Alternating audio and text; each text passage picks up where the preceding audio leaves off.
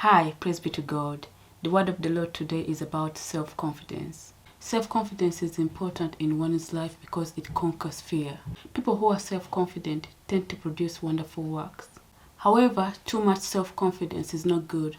It can bring about pride, arrogance, and God hates all these things. For example, in the book of Daniel chapter 4, God had done great things through King Nebuchadnezzar, but King Nebuchadnezzar failed to acknowledge God. Daniel chapter 4 verse 29 to 30 says that 12 months later, as the king was walking on the roof of the royal palace of Babylon, he said, "Is not this the great Babylon I have built as the royal residence, by my might, power, and for the glory of my majesty?" Then verse 31 to 32 says that, even as the words were on his lips, a voice came from heaven.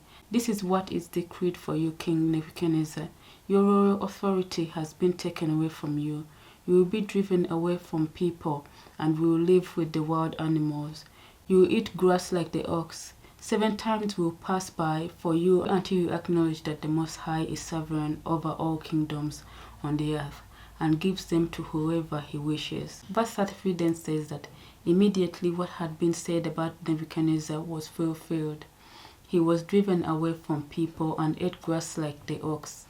His body was drenched with the dew of heaven until his hair grew like the feathers of the eagle and his nails like the claws of a bird.